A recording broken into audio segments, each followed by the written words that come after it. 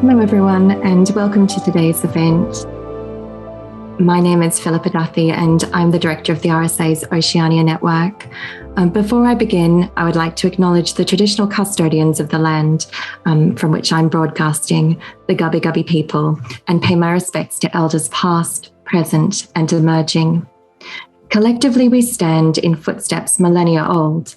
Wherever you're joining from today, please join me in acknowledging the elders and traditional custodians of all the places represented here today, whose cultures and customs have nurtured and continue to nurture the land.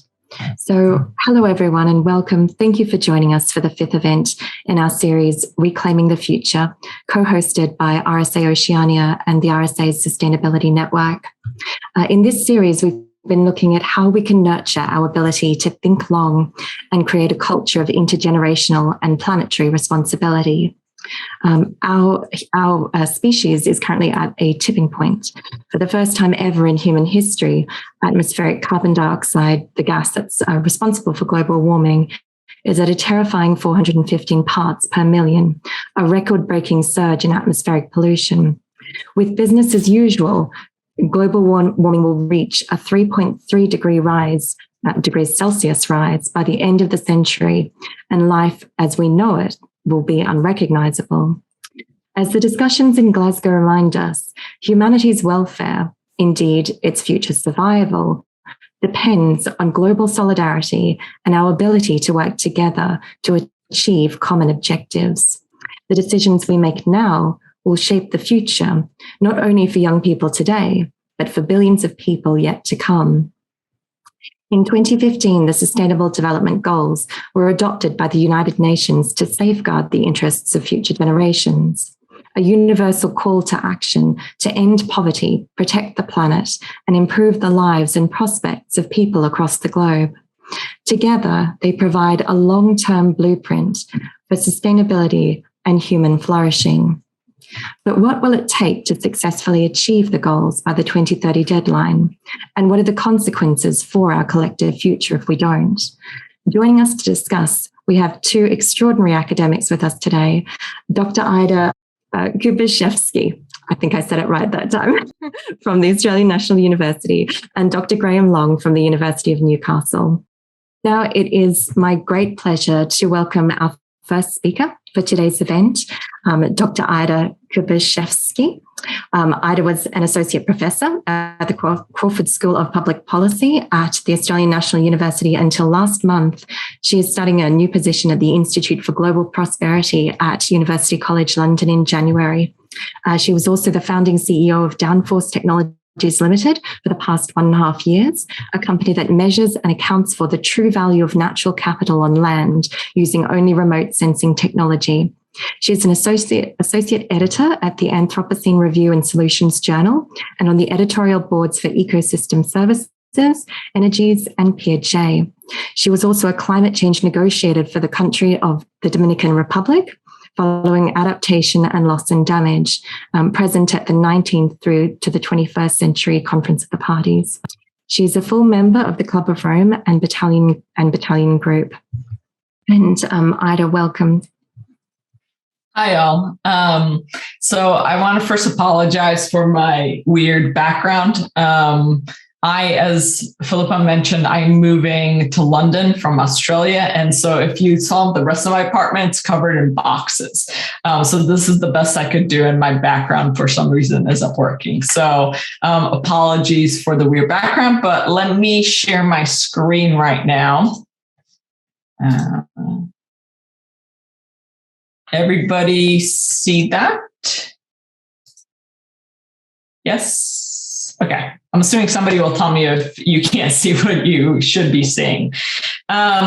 Basically, what I want to talk about today is looking at SDGs and sustainable well-being, and the idea of what is the goal of the SDGs.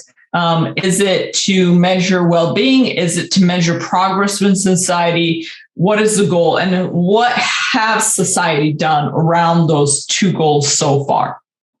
So there's a lot of frameworks that have looked at this issue. So this is one example where it tries to take social, built, human, and natural capital and put them together in that interaction, because they do need to interact to create sustainable human well-being. They can't go independently directly. So that's one. Another one, and you've all probably seen this, is the idea of a safe space. Kate Raworth's Donut Economics, or connected with Johan Rockström's Planetary Boundaries. And what does that look like? And this is an interesting one too, because it's being applied to various scales, including cities around the world.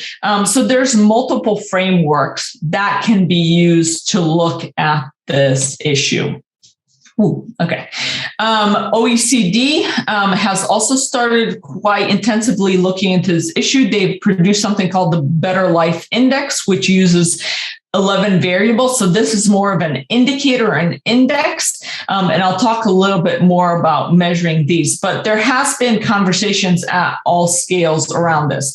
The WellBeing economy, which I'll talk a bit later about a little bit more, is trying to take all these initiatives around the world and kind of put them together and create collaboration between them so that they're not competing, but they're actually saying, we're actually all working on the same thing. As part of that, they've created a well-being economy alliance for governments. And so countries, national parties have been joining them. New Zealand, Iceland, and Scotland were the founding countries. And out of this, many of you might have heard of New Zealand has basically a well-being budget that they proposed a few years ago. And this is where the well-being economy kind of stepped in and helped, saying this is how we define it, and worked with New Zealand on that. Since then, other countries, including Wales, have joined, and Finland have joined, and quite a few other countries are having the conversations to join, including a few in Africa and Costa Rica as examples.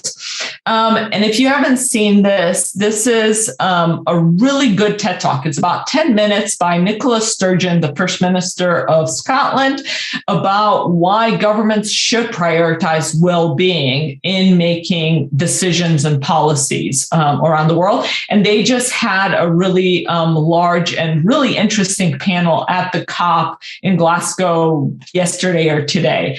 So if you're interested in more about that, the ministers of those countries have gotten together to discuss. And there's even some stuff going on in Australia, maybe not at the federal level, because our federal government is a little bit dicey at the moment, but there's a lot of state governments that are pretty good and are moving forward in this direction. But the problem is that the population doesn't necessarily want to follow that. They're more interested in going towards a reassuring lie than an inconvenient truth, because that's what we're living in right now. Right now, what we use to measure progress is GDP. The problem with GDP, though, is that it interprets every expense as positive. So whether it's an oil spill or whether it's a hurricane, cyclone, typhoon, however you call it, natural disasters, it considers it positive. New COVID's probably going to do great things to GDP in the long term, because all the money had to be spent on finding a vaccine, creating boosters, hospitals are working overtime, et cetera. So diseases have a positive impact actually on GDP. It leaves out a lot of components that do help with our well-being. So a parent staying home to raise their kids, having a garden, volunteer work, things that have been shown to actually improve our well-being are not factored in. And one of the key things is it doesn't look at income distribution. It doesn't care whether one person owns all the money in the world or it's equally distributed. So how do we kind of move on? So this is a diagram from The Spirit Level by Richard Wilkinson and Kate Pickett at the University of York. And it looks at basically the correlation between national income per person and an index of health and social problems. And you could see the index right here, looking at life expectancy, math and literacy, infant mortality, homicide, imprisonment, teen birth, trust, obesity, mental illness, and social mobility. And you find that there isn't a strong correlation between these.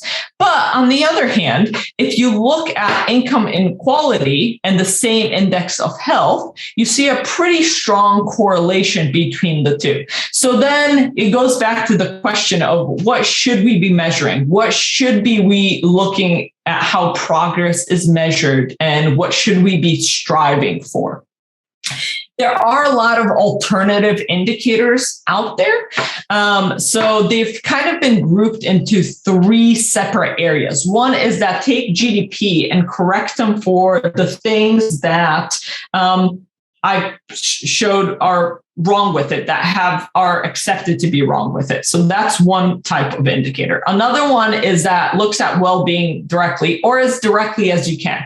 Often that's through surveys, life satisfaction question, which is a component of well-being, but not well-being as a whole. And then there's composite indexes, where they potentially take subjective well-being and objective well-being indicators, combine them in different interesting ways.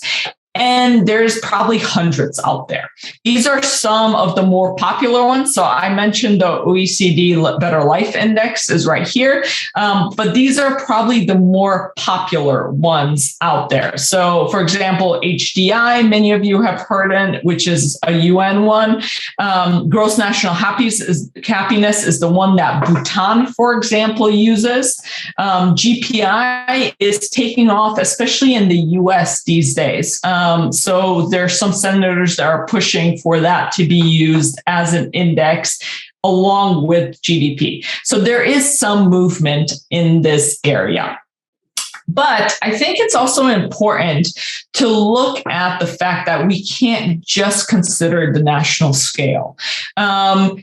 In this case, in this research, we looked at what different parts of Australia found that contributes to their well-being. So these were correlations between objective variables and life satisfaction, just to see what people thought was the most important thing to their well-being. And we found that, for example, Queensland, it was age, relationship with kids, built infrastructure, health, employment. So it varied around the country. And I think it's important to keep in mind that countries are often not the same all the way through. And Australia has a pretty non-diverse population and a pretty small population. And even in Australia, we saw significant differences in the population. And you can look at the same thing of what detracts from people's well-being in different areas. That one interesting one that we found was inequality in life satisfaction. So people, and this was from both levels. So people that were really sort of not well off in terms of life satisfaction, seeing people that were really good off made them even more non-off. But people that had a high life satisfaction, seeing people that weren't very well off, also had a detracting impact. So that was just an interesting find. So it's important to keep in mind that looking at a single nation and an average isn't enough, and it often misses those people that are most at risk. And here's one thing that we looked at. And we wanted to see if there was resilience within population around life satisfaction. We found that there was with people that were already thriving. So splitting up to three groups. So 7 to 10 were thriving, 6 to 4 were struggling, and anything below 4 were suffering. And we found that people that were already thriving actually had a lot of resilience and stayed up. But people that were already suffering and having a hard time, any kind of impact on their lives could potentially cause them to shift around quite a bit. So it's important also to focus on those people that are most at risk when it comes within a society, and not just the average in the society. And then when looking at SDGs, it's important to look at overarching goal, because what is the goal of society? So SDG is 17 goals, basically, almost independently looked at.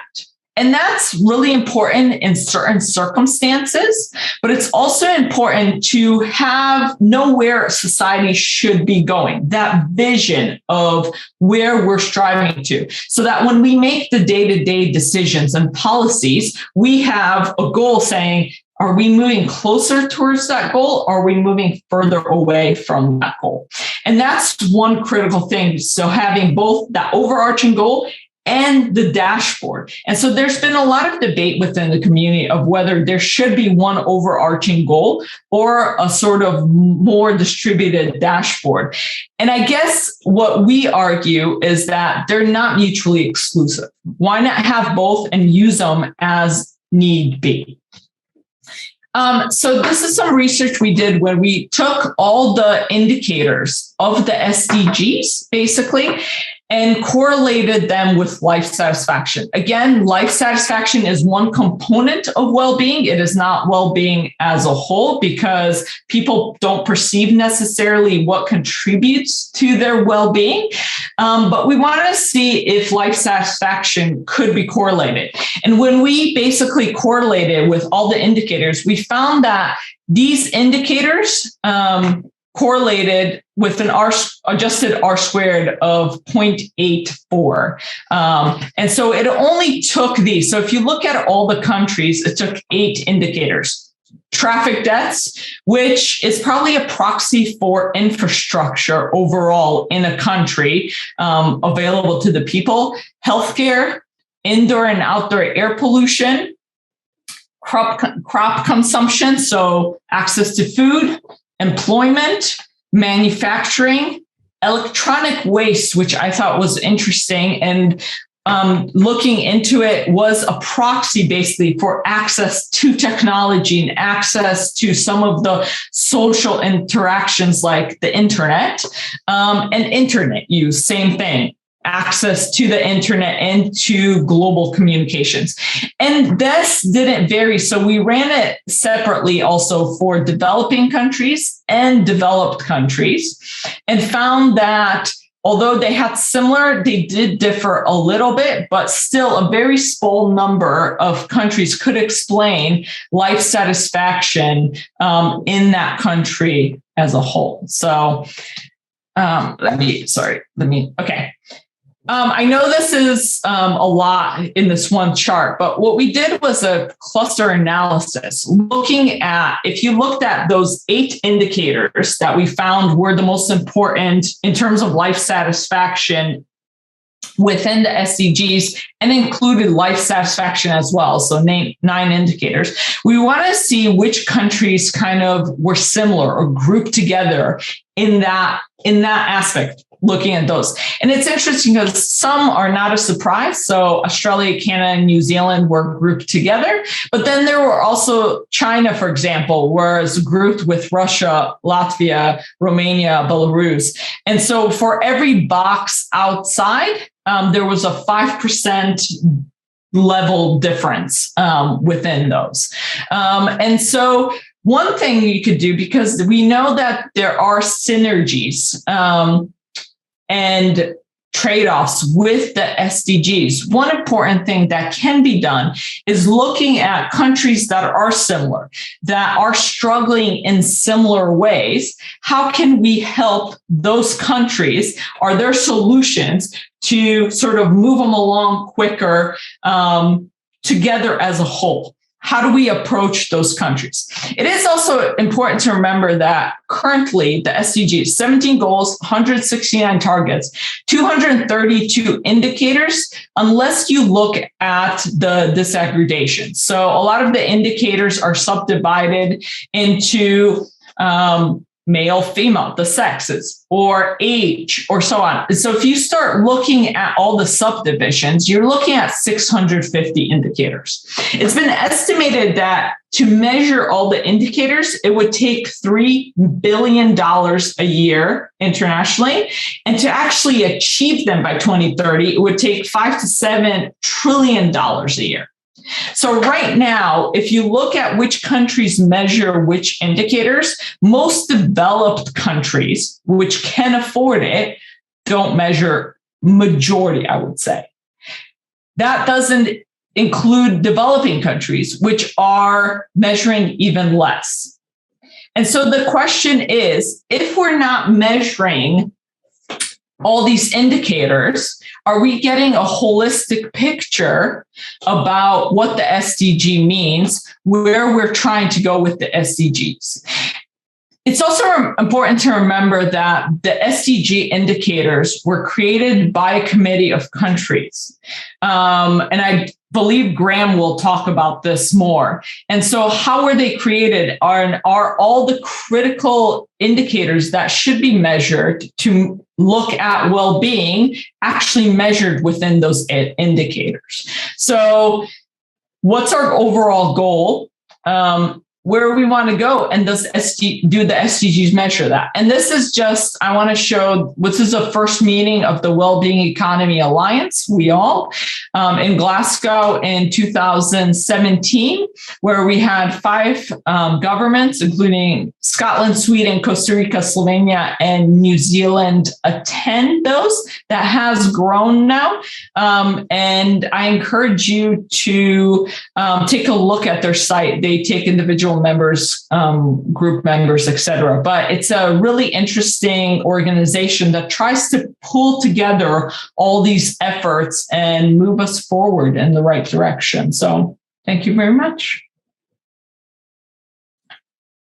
Thanks so much, Ida. And it was really interesting to hear again you speak about global collaboration and also that reassuring lie versus the inconvenient truth. I'm really hoping we can pick up on that in the discussion. But for now, I'll pass over to our next speaker, Graham Long. Dr. Long is one of the UK's foremost experts on the UN Sustainable Development Goals, a senior lecturer in politics at Newcastle University. Graham has been working on the SDGs since 2014 in partnership with civil society at global to local scales. He has undertaken analyses of the SDGs for the Greater London Authority, UK Parliament, and the Scottish Government, and has acted as a consultant for the UN on a range of issues, including COVID-19, stakeholder engagement and partnerships, and civil society contributions to the SDGs. He's also currently undertaking work on equitable and effective forestry partnerships. So, Graham, welcome. Okay, thanks. So I've just got 4 slides, and I'll try and be fairly quick with them. I wanted to take a step back from the sort of question of how to achieve the SDGs by 2030 to kind of pose the question whether the SDGs are worth achieving, or to kind of say something about how the SDGs might fit or kind of not fit with an idea of longer term thinking that kind of the seminar series is concerned with. So just kind of to say something about the framework, and I'll probably try and say something about measurement as well to kind of pick up on some points that Ida made. So I think it is probably true, but I think about the SDGs is contested or contestable to say that the SDGs are more sensitive to complexity than what went before. So there are a lot more targets and indicators. There's kind of a rich literature now on how these targets interlink with each other. There's a deliberate move when the targets were set to kind of go for a broader range of targets. And they kind of pay more attention to how these targets interlink and how some targets might have effects on other targets and those sorts of things. So in the general kind of sense that they encourage a more kind of complex analysis of things, that kind of a more systematic larger mode of thinking, they might be kind of viewed as positive from the kind of standpoint of longer term thinking. Of course, my kind of targeting 2030, they're sort of long term, but I guess there's an argument that they're not long term enough. And so different parts of the world have kind of frameworks for their future planning that extend further. So 2050 or 2065, for example. And we might think that if you kind of wanted to capture intergenerational justice, then 15 years isn't the right timescale. The SDGs kind of had, on the one hand, a vision for a desirable future, which is kind of worth discussion and debate. Just to, I think, so it's one question to sort of think about achieving them. The other kind of question is whether this is the right vision, whether it's the vision that really ought to kind of guide the roadmap for the world. I'm happy to kind of pick that up in conversation afterwards. I think just as a combination of going for kind of kind of an idealistic vision of the future we want by 2030, and kind of also a deadline to kind of concentrate people's minds. And I guess, I don't know whether this kind of the seminar series has talked before about whether, deadlines and setting deadlines and sort of the urgency of now and things, whether that is kind of hostile to long-term thinking, or whether it's essential to getting stuff done that moves long-term thinking along. It's probably an interesting question. But the SDGs kind of combine some vague targets based on a vision of a sustainable future, a desirable future which is sustainable in some sort of sense, with kind of the idea of this having to be done by 2030, and some of these targets being very sharply measurable. So there's kind of a grab bag of targets in the SDGs. We'll talk about indicators in a second, but some of the targets are very entirely appropriate, but quite demanding. So one target is to end violence against women and girls by 2030. And that clearly looks like the kind of thing you can't do just by, with all the money in the world, perhaps, with all the money alone. Or kind of reducing mortality for non-communicable disease by a third. It seems to be kind of quite a realistic kind of target. In other cases, the targets are kind of very vague and indistinct. So you should kind of significantly reduce your unsustainable consumption and production, these kinds of things. Underneath the SDGs is a set of important norms that I think is also worth talking about, because they may again sort of fit nicely or not fit nicely with the idea of longer term thinking and being a good ancestor. So the SDGs are supposedly indivisible. So all these objectives, I think kind of Ida showed the chart before, with kind of them all kind of depicted around a circle. So kind of this idea that they're all interdependent, a very strong sort of sense, is I think a genuine kind of something that kind of a value or principle that underpins all the goals themselves, which also underpin how they're implemented. And I'll say a bit more about that on the next slide. They should somehow be kind of realized through multi-stakeholder participation. So there is a strong emphasis on what the UN call whole of society implementation and review, and kind of a lot of language of stakeholder participation. Of course, who gets to be a stakeholder, whether you should distinguish rights holders from duty bearers when it comes to stakeholders. These kinds of questions are kind of left hanging. But there's kind of a principle there that everyone should be involved, and especially a principle that the SDGs should focus on vulnerable and marginalized groups. So when it comes to data and data disaggregation, as Ida just mentioned, there's a question about whether you can identify the furthest behind groups, or the groups that have particular problems in particular areas. And that sounds a bit wishy-washy, except I think it quite helpfully sort of focuses attention on disadvantage and discrimination. And if it does that effectively, presumably it's kind of worth having. So these kinds of things, these kind of principles that underpin the SDGs, I think is a good question of whether they're the kind of things that being a good ancestor might involve. If we were thinking about our value to the future, what kinds of principles would we adopt to underpin a global agreement? It's worth testing whether the SDGs fulfill some of those. I think it's worth saying that the SDGs weren't just imposed by the global north, they were also imposed by the global south. And they weren't wholly decided by technocrats. So this was kind of a political negotiation at the UN. And it was a negotiation in which the G77 plus China grouping had a lot of influence. And so some of the targets that you may not like on the SDG list aren't necessarily there because the US or Australia or the UK kind of stamped their foot. It's because other people stamp their feet instead. And some of the targets that you might want to be there but aren't there, for example, on human rights, are also not there as a result of that political compromise. So that is right that the indicators are decided by technocrats. They're not wholly decided by countries. So I think my impression is that a lot of the UN agencies had quite a lot of input. They were asked to be kind of custodians for different global indicators. And so the World Bank came along and said, this is what we want to measure. And the World Food Programme said, this is what we want to measure, and those sorts of things. I'm not clear, it just came from countries, but also I think from UN agencies. But there is kind of a regular meeting of the indicators group where you can go along and see for yourself what they're measuring, what they're planning on measuring, and you can input to that process, and anyone can do that. Just some reasons to be cautious about the SDGs. So, they're a roadmap, but one reason to hesitate about, talking about what it takes to implement the SDGs is that countries are allowed by this framework to interpret implementation differently, to decide for themselves. To a certain extent, they're allowed to pick and choose, which is obviously in tension with the idea of these things being indivisible. Countries are allowed to legitimately prioritize in their own context, and there's lots of recognition that countries are sovereign over their own context. And you might think that's a good thing because it kind of it avoids sort of the imposition of this by the global north and the global south, or you might think it's a bad thing because it gives countries too much leeway to do what they want and kind of continue business as usual. The model here is that, the value of the SDGs really depend on voluntary responses by countries. It's a bit like the Paris Agreement, where, here's an overall global framework, and then we ask countries to pitch their response. And I guess it's worth discussing again whether that's the right model, and whether we want to achieve the SDGs by 2030 or how important that is. Partly depends on whether we've got the right model here. So the SDGs operate on a set of global partnerships. The language of partnership is kind of written throughout the SDGs. And that's partly, maybe even kind of deliberately, an effort to avoid discussions over exactly who should do exactly what that would have likely derailed any kind of agreement, because that's where it gets controversial. So as soon as you start assigning responsibilities to people, and as soon as you start assigning accountability to nation states, this is where things get trickier in these kinds of negotiations. At least that's my experience of the SDG process. And so the SDGs have kind of a justice-shaped hole in them in some respect. They don't allocate benefits or burdens. They don't allocate responsibilities. And, from the standpoint of, whether we want to achieve them, it kind of misses that theory of kind of the just process and the just distribution of responsibilities for achieving them, which again kind of calls into question the desirability of doing exactly this by exactly this date. Maybe lastly, most importantly, so kind of Ida mentioned the just in kind of the donut model or the just and safe corridor and these kinds of ideas. There is kind of a live debate of whether the SDGs have a good concept of sustainability and sustainable development at their heart or not. And again, if they haven't, so if they spend too much time talking about economic growth, then exactly what you don't want to do to be a good ancestor is to realize all the SDGs and exactly the balance it's laid out.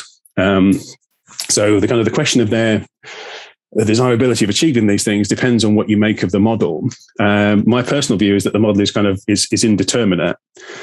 And I think to a certain extent, this is true just of the concept or different conceptions of sustainable development. It doesn't tell us how to, balance or realize the values we place on current generations and the value we place on future generations. So the SDGs kind of tell us to look for the most vulnerable or those furthest behind.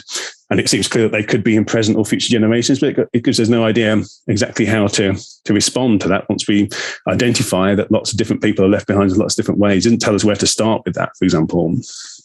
So certainly the notion of sustainable development is controversial in the SDGs. And so people kind of feel it leaves too much room for economic growth. It's not kind of transformative enough in that sense. Then we shouldn't be realizing the SDGs, we should be realizing something better. Second slide, I want to say something about the idea of policy coherence for sustainable development, which is kind of a key idea in the SDGs. And I guess if I wanted to sort of illustrate how complicated the SDGs are, the way in which they kind of embed complexity, this is one way of doing it. So when you think about the idea of policy coherence, it's about all your policies kind of mutually supporting each other or pulling in the same direction, supporting the same objectives. And this is what is expected from states in response to sustainable development, in response to the way that this agenda is so interlinked. But this coherence seems to be between how we act for present and future generations, how we act globally and domestically, because the domestic effects of our policies and the global effects. It demands kind of coherence between the ends we want to advance and the means we use to achieve those ends. It demands coherence between different levels of government. So in the UK context, it demands coherence between the UK government and the Scottish government, for example, and the Scottish government and Scottish local government. It demands coherence horizontally between different UN agencies or different partners or different states as well. So policy coherence involves coherence between all these components. And I'm not clear in my own mind whether that's quite the same thing as being coherent with the idea of sustainable development. So whether the first kind of coherence between is the same thing as being coherent with this big idea, whether that just adds in an extra component. Either way, it's tricky. And this is what states are expected to do.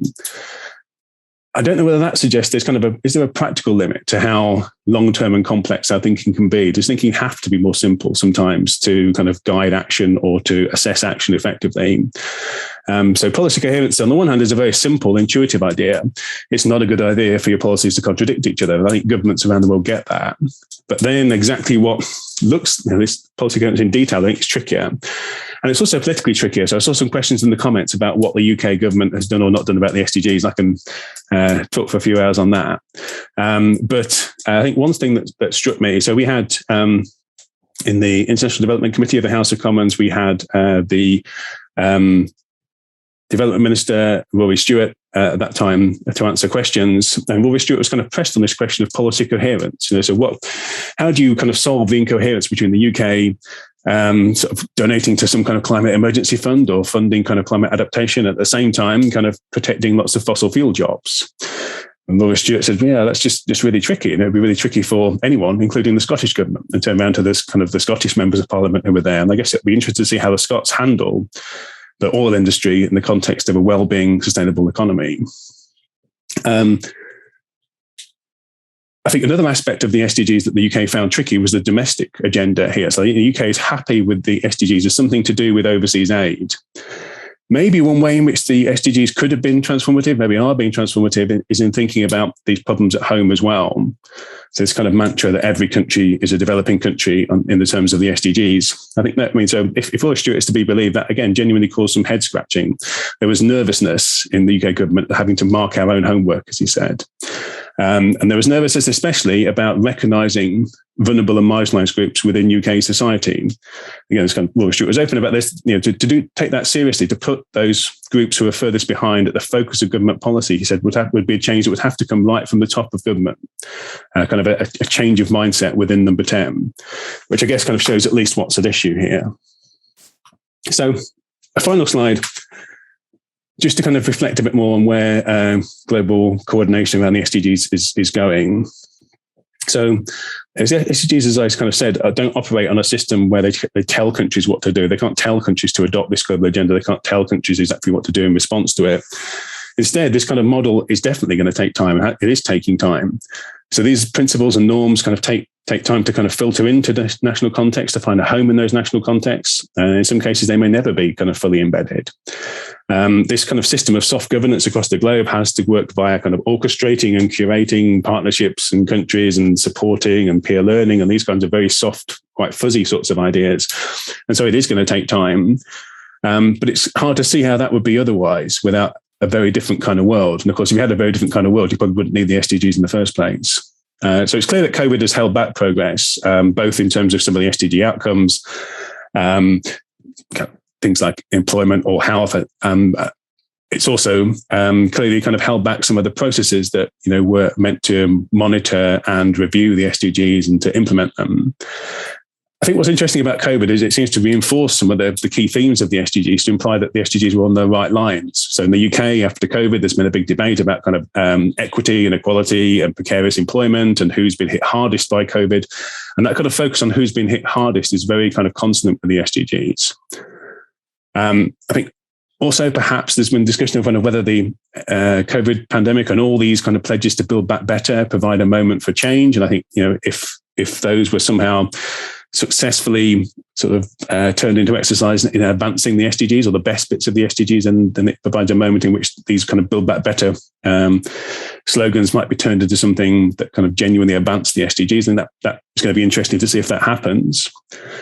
Overall, though, and this is exactly what the SDGs allow for. The country and stakeholder take-up of the SDGs is very varied. So some NGOs, some businesses, some countries are very enthusiastic, have taken them very seriously, written them into their kind of long-term planning and government.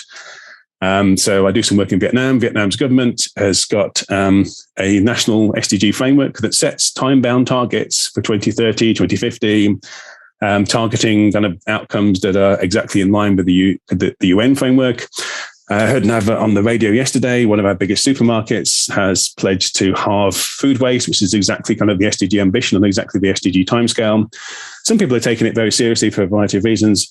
Some countries are doing this very selectively and kind of purposefully, and some countries really aren't engaging very much at all. And that's true also of all kinds of stakeholders. And of course, with sort of the NGO or sector or kind of academia, you can't compel people to do things they don't want to do. And so the value kind of has to be there for those organizations to engage with these things. I also think that, as an assessment of current progress, there's a lot of mapping going on. So people have spent the first few years of the SDGs sort of trying to map things they currently do against different goals and targets of the SDGs, and also map things they currently measure and map things that I think kind of academics to an extent have done some of this as well. So quite understandably, kind of a new framework comes along, and the first thing you do is translate your research project into that new framework by showing how different aspects map against it. Actually, I think kind of the wellbeing economy stuff is one aspect of this. So I've heard a talk from Nicola Sturgeon where she sort of maps parts of the wellbeing economy framework against the SDGs. Scotland has its national performance framework, which again kind of is mapped against the SDGs in theory, which aims to show how Scotland hits the SDGs at the same time. On a detailed inspection, that's not quite true. There are parts of the Scottish national performance kind of measurement framework on which Scotland can achieve its goals on the NPF without achieving the SDGs and vice versa. So there's been lots of kind of mapping, I think, where the shortfall has been in the kind of deliberation of whether this is the right framework, what it would take to do the bits of it that the country or a city wants to do in its own context, what it would take to do that well and to do it seriously and to do it in a participatory fashion. I think that's probably where there's not been quite the level of activity that I personally would like to see. And I guess the lesson here is just that the SDGs were always going to be what people made of them. And the SDGs currently are what people are making of them. I think that's interesting, partly because it seems to imply that everything that currently is being done, including, for example, this webinar, helps to sort of set or concretize or interpret or emphasize or de-emphasize or kind of communicate or not communicate parts of the agenda. And so we're kind of shaping this as we go along, all of us. And I guess that also implies a certain degree of responsibility, I guess, to do that right or to make the best out of them. So, as I say, the SDGs clearly aren't perfect, and so the question of whether it's worth achieving them, whether we aim to achieve something better, more transformative, more thoroughgoing, more sustainable, is really what you want to do instead. And the question is, this was always going to be a political compromise, and if there was a world which could generate something much better, a much better kind of more definite, more sustainable vision of the world we wanted, would that be a world that really stood in need of a kind of framework like this in the first place? So that's me done. Thanks. Thank you so much, Graham. I'm hoping to pick up on, there was so much that you just mentioned in your talk, but I'm actually going to start with Tim's question, because I think that's the burning question I also have around that participatory nature of the SDGs. So I suppose this one's more focused on your talk, Graham. But Tim said, given that countries can cherry pick what to focus on and the lack of comprehensive or even remotely adequate measurement tools, what impact for good are the SDGs having? So I think there's kind of an abstract, there's a sort of a big picture and a narrower answer to that question. So the big picture is that they can cherry pick, but there are some countervailing pressures not to cherry pick. So you can only report on a certain subset of the goals, but there's nothing to stop civil society then highlighting that you've done that. And so kind of the worst risk that comes with the SDGs for a country is sort of embarrassment, but it is possible to be embarrassed at the UN in front of your peers on the SDGs. And the SDGs actually generate new spaces in which you can do that. So when a country goes along to the UN and kind of presents its national report, they're not always kind of very rigorous. There are a bunch of spaces around that, including, I think at one point, there's kind of a 3 or 4 minute slot in the General Assembly of the United Nations for that country's NGOs and stakeholders just to say what they want about that report. So you can kind of go to the UN website and see what UK, kind of a small set of people from UK civil society said in response to the UK government's report. And that was quite interesting. So I think there's some genuine kind of new spaces in which, so this is very soft accountability, but there is a little bit of accountability. And the UN is sort of effectively kind of gradually tightening up on some of these things. So what started off as kind of very vague guidelines at the outset have kind of gradually become firmer. I think that's the optimistic big picture story, is that over time, the kind of the ambition and the exactly what's required, just everybody understands that better and they start to use it better and respond to it better. I think the small picture answer, there just are a lot of countries or issue areas in which the SDGs come, because they kind of offer quite a nice framework in which to fit in lots of different initiatives and points that people might want to make. I think they have been used as a sort of a general background for things that look like a force for good. So like one example is the UK didn't used to measure food insecurity in the UK. So my perception is, but I don't know for definite, but my perception is that the fact that the SDGs had a target on food insecurity and also kind of indicator on food insecurity. And also there was a parliamentary committee looking at food insecurity that used the SDGs. And also we have a national stats body whose job it was partly to look at those SDG indicators from the global framework. I mean, I think that it's plausible to say that those things came together to create an environment in which the UK started measuring food insecurity. And I think that's not a bad thing. And I think there are lots of small changes like that in different national contexts. Thank you. Ida, did you want to weigh in on the accountability aspect at all? I think Graham did a great job. I'm just reading through some of the chat questions, so I'm sure I'll tackle some of the other ones. That's all good. I actually wanted to pick up on the comment you mentioned at the start, Graham, about the urgency of a goal needed to kind of motivate action, because it is something that we did talk about, I think, in our first event with Roman Krasnarek, but it's not something that we've picked back up on subsequently. And I'd really like to discuss that in relation to Ida's comment about the reassuring lie versus the inconvenient truth, particularly because, in our country, at least my country, there's often an assumption that people in the future, whether it's through technology or, other means, will have the capacity to deal with their own problems, which, breeds this complacency, which was exemplified in our Prime Minister's wonderful COP address earlier. So I just wanted to get both of your opinions on, whether the SDGs are enough of that kind of unifying goal. I think Roman Krasnarek actually calls it a transcendent goal to counter this kind of short-term presentism. So I can try to tackle that first. I've been part of some research that we've been looking at comparing individual sort of behavior changes to how we can apply that to societal changes. And on the idea of looking at addicts, for example, and the concept that our society is actually addicted to the use of fossil fuels, addicted to consumption, all these negative behaviors, and comparing that, we've been working with psychologists that deal with individuals with addictions and how some of the new sort of methodologies are to try to get people over their addictions. And the idea that the worst thing you can do to an individual is say, you need to stop doing what you're doing. You're ruining your life, all the negative aspects. That's going to get a defensive response. There's this new methodology called motivational interviewing, where you start asking people, where do you actually want to be in 5, 10, 15 years? How do you get there? What's the plan? Can you keep doing that while you're addicted? And so what if you take that idea and transfer it to a societal level?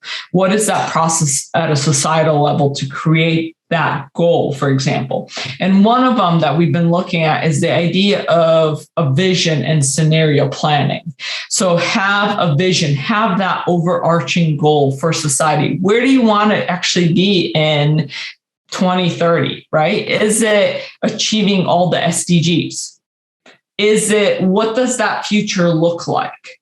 And then once we identify that, then we work backwards of, okay, how do we get there? Right? And what measures do we need to get to that future?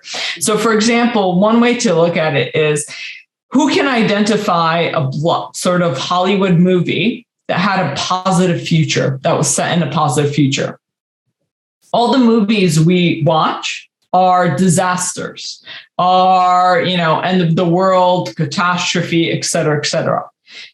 I don't know if I could name a Hollywood movie. I can name a few books by pretty good authors, but I don't know if I could name a Hollywood movie that has looked at a positive future. So providing that vision, showing that the world, if we do break this addiction, the world doesn't have to go back to the 1990s or 1950s or whenever people are afraid of it'll go back to. We can still have good, if not better lives than we do today. But what is that vision? What does that look like? And then how do we make that happen? And then you can say, do SDGs help us achieve that vision? Or do we need a different measure? Such a great point. Thank you, Ida. And it does speak to, we had a futures thinking event last session, which was very much around scenario planning, and it very much speaks to the methods that were discussed in that. Graham, did you want to weigh in on that question? Just super quickly, which I guess I think the challenge here is that how would you decide on a transcendent goal that, well, I guess the question how you decide on that is itself, well, it's kind of a really important question, because if you do that in a way that kind of excludes some people from that conversation, or, how do you decide what the world sets as a transcendent? So the idea of transcendence here might be potentially dangerous. It seems to imply somebody somewhere having some access to something that transcends what just kind of politics, for example. And I think that's a tricky idea, not least because, we know that marginalization often takes the form of people being excluded from those conversations about what we ought to set as our collective goal. Graham, I don't disagree, right? But none of this will be easy. None of the solutions for us actually to get there will be easy. But if we, before we start it, we say, well, that's too hard, we can't even try, that's not going to get us anywhere. We need to, business as usual is a utopian fantasy. It's not going to work. So how do we create a new future, a new vision? And it's not going to be easy, but there's no other choice. The other choice is collapse. I'm not just disagreeing with that, but I guess the question is, so either when you say we create a new vision, who's the we here? If it's the world, how does that work? If it's countries, why do we privilege the existing structures? If it's localities, then what does that require of kind of transforming the world? And how are we attentive to marginalization within those localities? There's no kind of, it's just more ways of saying there's no easy answer. No, there isn't. And those are all great questions. And it also speaks to what Roman said about the idea of benign dictators, that sometimes they can be useful in this regard, although he does advocate the idea of deeper democracy instead, which is more participatory methods. But I was going to ask you, there are so many questions on chat, so everyone please keep the questions coming. Just in relation to what we just mentioned, I did an event with Tyson Yunkaporta a couple of weeks ago, and his big the idea that I suppose was at the heart of our conversation was around stories, bad stories and good stories that shape our future and underpin society as well. But he was very adamant. He had a very negative view. He was very adamant that we can't, I suppose, correct the mistakes that we have created within the system. He calls it a self-terminating algorithm, that if we, because our systems are based on this idea of pursuit of growth, which favors a few at the expense of the many, that we're not really capable of breaking out of these deep-rooted, progress mindset, really. And I just wanted to get your thoughts, I suppose, around this and whether the SDGs can help us to actually break out and not terminate the system, which would be civilizational collapse for all of us. Grammy, you want to go first? I'll try and be quick. So I think the SDGs might help. I think this partly depends on how they're interpreted and used, kind of the final point I made there. So there is kind of potential in the SDGs, they're internally conflicted to an extent. And this is exactly what you might expect from a framework that arises out of the context it's arisen from.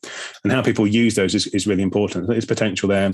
I think in a bigger sort of sense, there are some ideas in the SDGs that are sort of a helpful stage perhaps that we're moving through. So if the world doesn't terminate by 2030 and there's a next set of goals, I think the SDGs have got some ideas that will kind of feature as part of that next set. So I think the idea that somehow development is more complicated, it's not just a matter of kind of the North imposing on the South. I think gender equality, sustainability, governance being more central to a development agenda, a bit more kind of soul searching and reflection on left behind groups. I think all these are quite valuable ideas in the SDGs if they're kind of well used and applied. And you might hope that if there is time for a next framework, the next framework might do a better job of some of those things and kind of making the vision more transformative alongside it. I keep going back every time. I think measures are important. There's a famous saying, I'm not sure who said it, but we are what we measure kind of idea, right? And I do think measures are important, but I do go back to Dana Meadows' 12 leverage points. I don't know if you've seen those, but she kind of goes through sort of 12 ways to intervene in the system to change it. And the list kind of starts with easiest, but they almost have the least impact. And she goes down to hardest to do, but have more and more impact. And measures are near the top of the list, unfortunately. And so in some ways, we're talking about how difficult it is to create a measure of progress or well-being or goal or however you want to define it. And yet in some ways it's one of the easiest things to do too. And so what do we have to change? And then measures may have to come up after that. Thank you, Ida. That's so true. I'm going to pick up on some of the wonderful questions that we're getting from the audience now. I think I'll start with Nick's, just because this is something that I also curious about. But he asks, is sustainable development an oxymoron? And is sustainability good enough anymore? And he references the fact that many people are now looking towards regenerative frameworks as opposed to more sustainable frameworks. Well, so I just want to say something real briefly. So I think it's important to know what we're sustaining. The word sustainable is same as resilient. It's just a characteristic of the system. It's not an independent thing. And so the question is, what are we sustaining? So I often talk about sustainable and desirable future because that's what we're trying to get to. It can't just be sustainable because there's a lot of systems, like our economic system is sustainable. I would say it's too resilient in some ways. So you could have a system that's too resilient. I think universities are too resilient, for example, that they should evolve and change with the times and they don't. And so I think the same thing with sustainability is what we're trying to sustain and how desirable is that entity. Yeah, this just seemed to kind of hinge fundamentally on, I guess it was always going to, on what you mean by those two terms. So clearly, if we kind of mean by development, we mean economic growth, then this looks difficult to see how that is compatible. If you think that development is about kind of achieving better life chances for people, then this, rather than an oxymoron, it seems like a challenge that has to be met, doesn't it? So if you think that sustainability is important because you think that future generations are important, we think that kind of safe space for at least some of humanity on the planet is worth having into the future, then you can't think that's important without also thinking that present generations are important. And if that's true, then you have to look at the disparities across the world and think, what do we do about that? So I think the more this looks economic, the trickier it is. The more you look at it in terms like kind of the Human Development Index or whatever, you look at the both the disparities and the but also kind of the insufficiency of some of this. So people just not having kind of food security or kind of not having adequate nutrition, or these kinds of very sort of basic development outcomes that people tend to. So in the SDGs, we kind of talk about this as being sort of the MDG plus agenda, sort of finishing the unfinished sort of traditional development agenda in the MDGs. And I think if MDGs are things like kind of schooling and universal healthcare, and then we've got to try and make that compatible, because it's not quite clear what would be of value if it wasn't. That's about my answer. No, thank you both. Just scrolling through to capture a few more questions. There's a few just for you, Ida. So one of the comments is that you mentioned the cost of meeting the SDGs is running into the trillions, but the cost of not addressing them is even greater. I just wondered if you had any thoughts around that. Well, I think that's true with a lot of things, so not meeting the SDGs. And, we talk about that, not meeting climate change goals, the Paris Agreement goals, not dealing with inequality. I don't know if you've ever seen the graphs that look at, for example, genuine progress indicator, or a lot of other indicators where they show GDP going up and whatever the other indicator is leveling off at some point. And a lot of times that gap is due to the cost of inequality and due to cost of environmental damage. And so there we already see very direct impact of how environmental damage and inequality are costing us more by not dealing with them.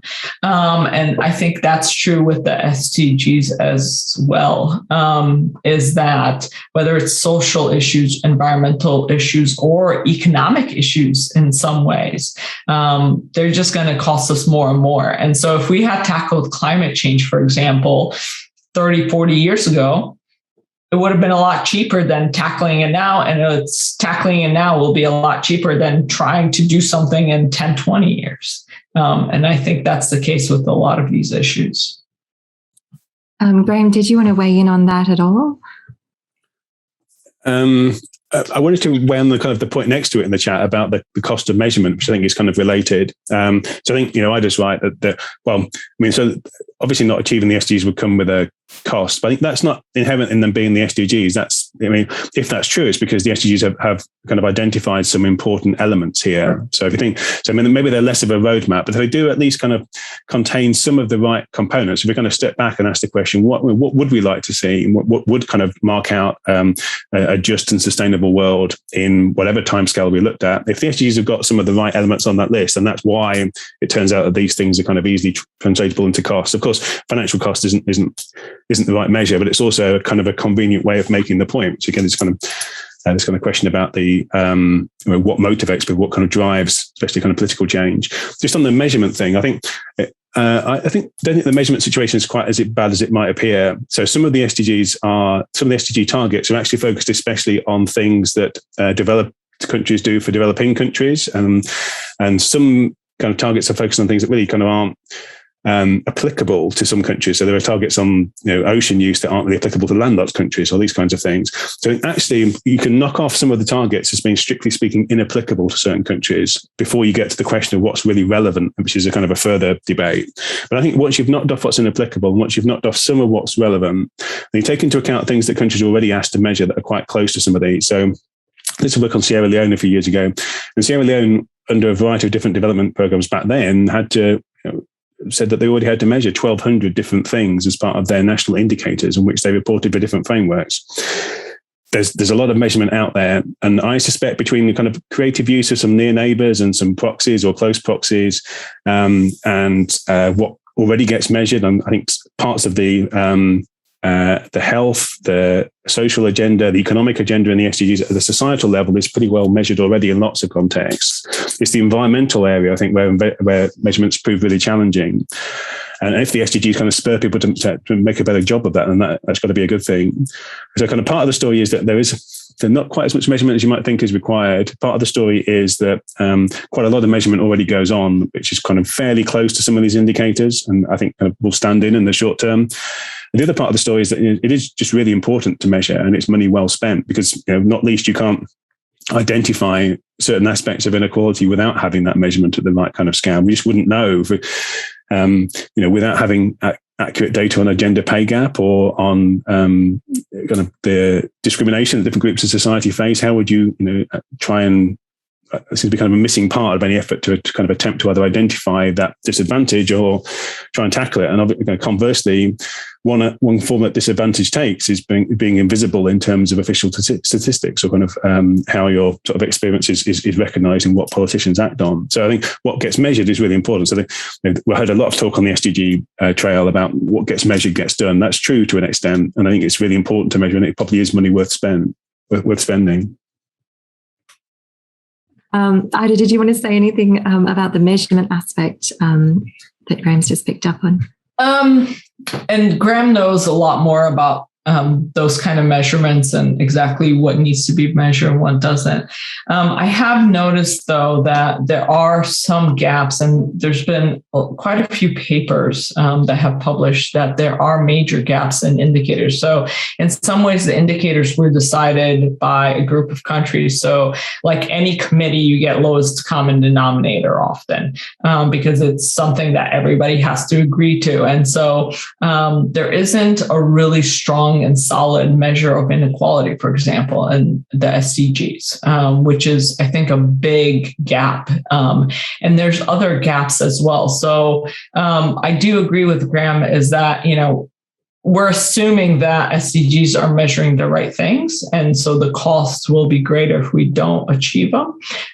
But that's also assuming that they're measuring the right thing. And I think in a lot of areas, there are major gaps that potentially need to be either included or supplemented in some way. And somebody posted also a comment, which I think fits here, and a question, but no indicator, no measure that will ever be chosen will be perfect. And I think that's important to remember, whether it's the use of GPI or SDGs or whatever we use to measure will never be perfect, but it'll be better potentially than what we have. And so let's start with something better and move forward with that. Not saying, well, if we can't find anything perfect, we're just going to keep using GDP, for example. And so remembering that there's a saying that the perfect is the enemy of the good, because I think that is an important saying. We need a new measure of progress, whatever that looks like. Let's work with what we know, with the computers we have. GDP was created after World War II, with computers not really being a thing. And that was the best we could do at the time. And it was important because GDP was created for a certain purpose. And it did that purpose well. It was to measure economic activity after World War II and seeing how the world was rebuilding. And that was the limiting factor at the time, built capital.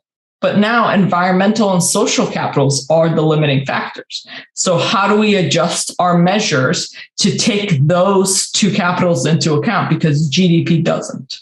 So let's create something better.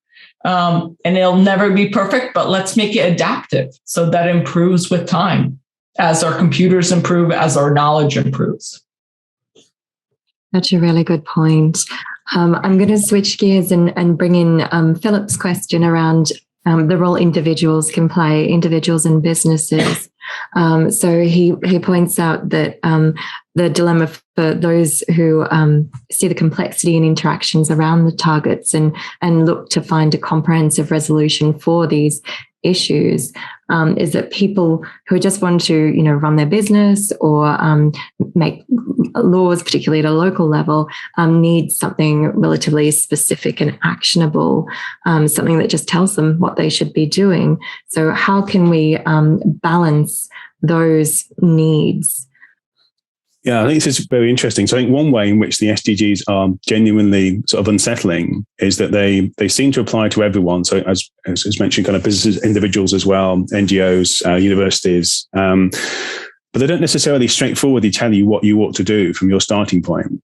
There always has to be kind of an exercise in a dialogue, deliberation there before deciding how you want to respond. And in the end, I mean, personally, so I don't think the SDGs are perfect. I'm some kind of SDG advocate. I think if everybody had a crack at doing that and then just did what they, in good conscience, thought they wanted to do, that would be a great starting point, because it is partly about that kind of deliberation.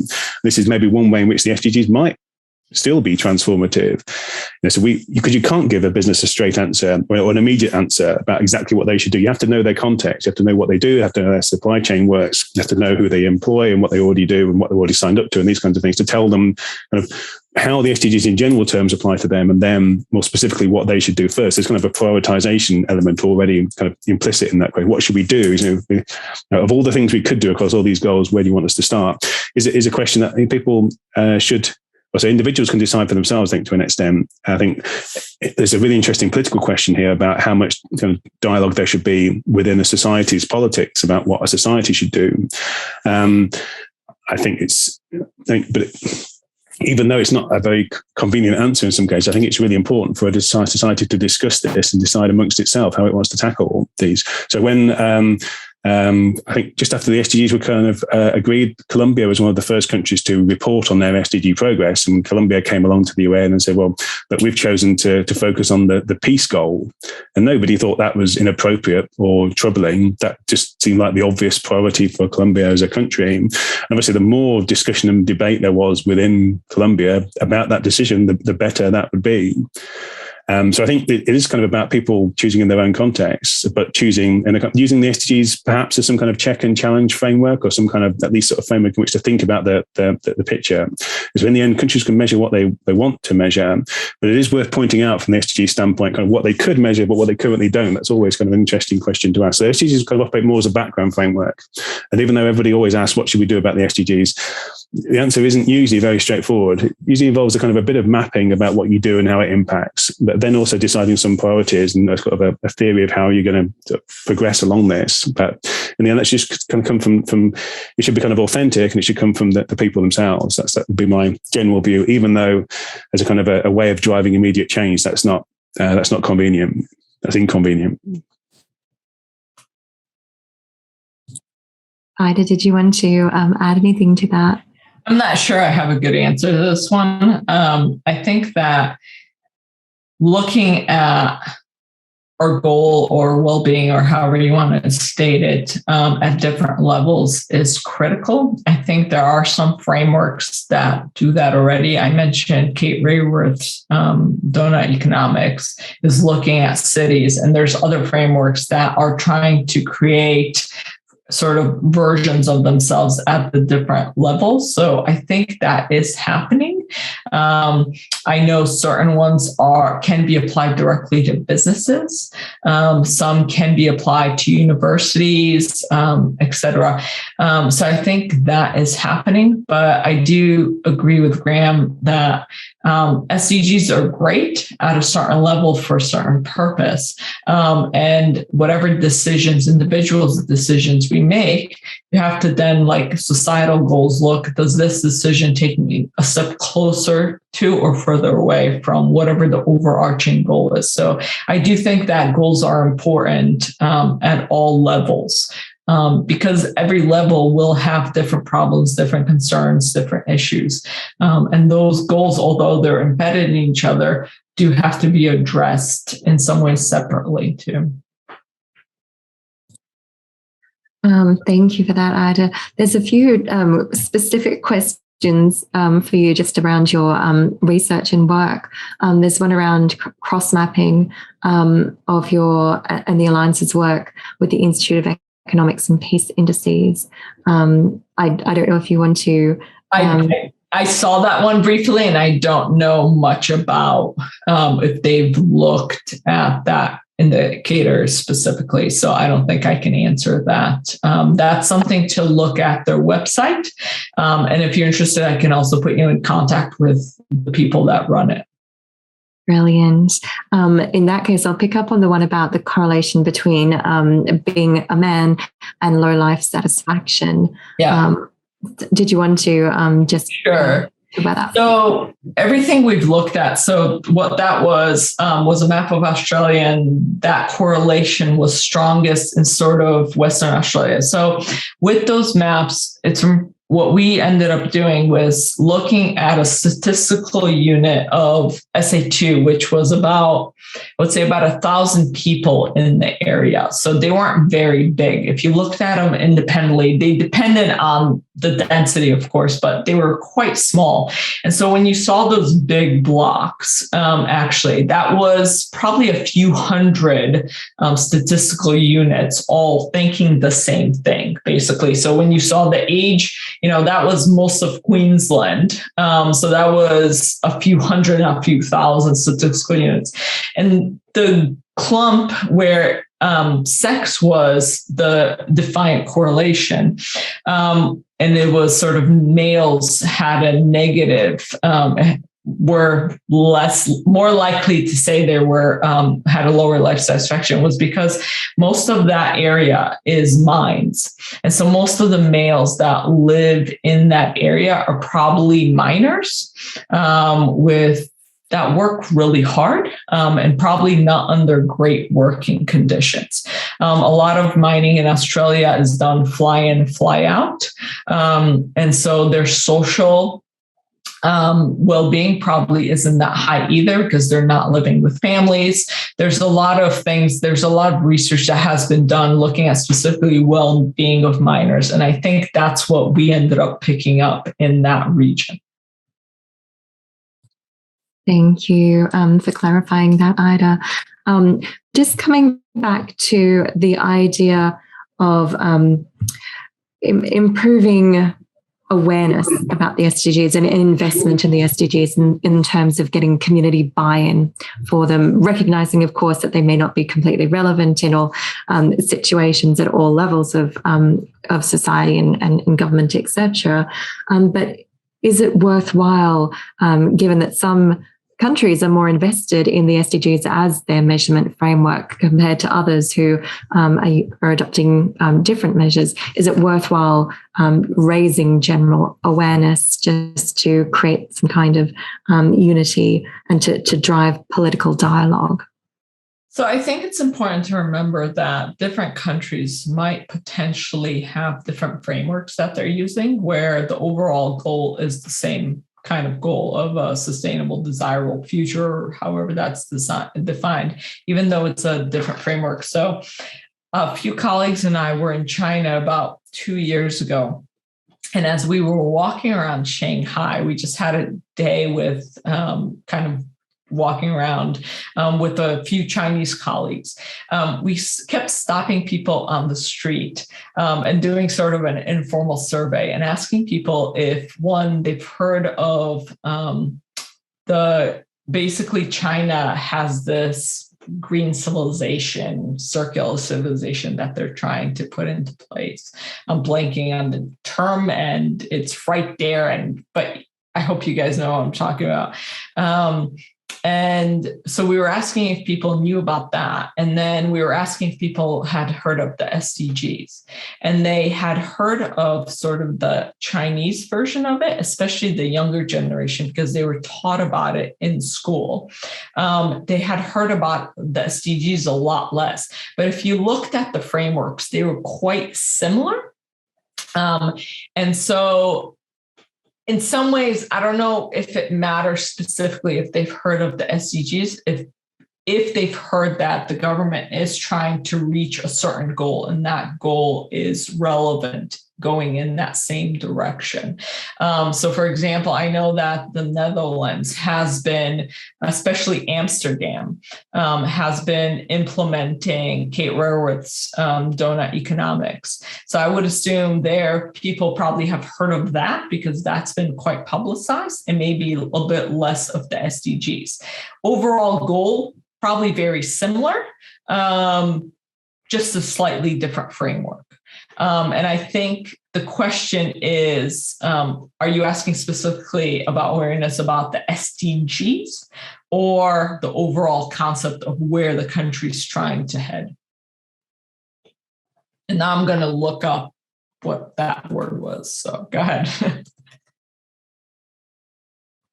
I'm not sure it's important. I think certainly it's not important that everybody on the street can name all the SDGs. I think Ida's right that the question really is kind of what would we want people to be aware of to spur the kind of change you would want to see? And I think I'm not sure, people don't need to know the kind of SDGs labels and logos and things. Although I think the UN has done quite a good job with the branding over time. I think people are increasingly recognising them. Certainly my students are recognising them, even though the UK government takes little kind of central action on the goals. So I think they're kind of catching on. I think universities are recognising them and responding to them. I mean, maybe in sort of a mechanistic way in some respects, but they're certainly kind of there in the university space and the business space as well. Actually, in some ways, the kind of branding is proving to be quite effective. But I think the real question is kind of what we need. What are the messages or kind of the key ideas that we need people to get? And I think this isn't about kind of whether they know target 3.2 and what it says, but rather kind of what they need to understand. That there's perhaps again, there's kind of a point of congruence here with kind of the intergenerational thinking, that they need to come, ideally, kind of to appreciate that there is kind of a bigger agenda here. There are kind of key things that human beings need now and in the future. We live on a planet that has to sustain us, and if it doesn't, we're all in trouble. And we need to kind of understand that these issues are kind of complex and bound together, and equity is also kind of part of them. And if the SDGs work for that, or if something else works instead, that's fine. But I do think that, it's easy kind of to reach for the just and safe corridor, the donut model, as somehow better than the SDGs. My view is that they all share their own problems. And I think probably the idea of equity is not really much better laid out in Rostow or Raworth than it is in the SDGs. I think it's important that if people need to know, it's kind of partly because that can spur kind of accountability and action. So again, kind of know, this is where maybe the specifics of the SDGs help.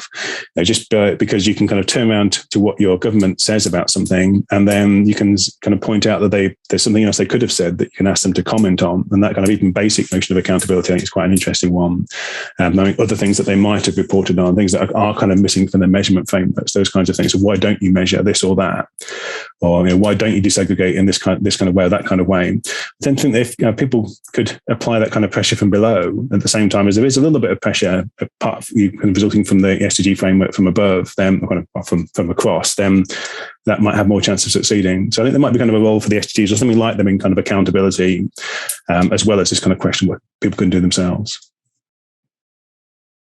It was ecological civilization. Sorry, it's 9:30 here. It's past my bedtime. Apologies. That's all good.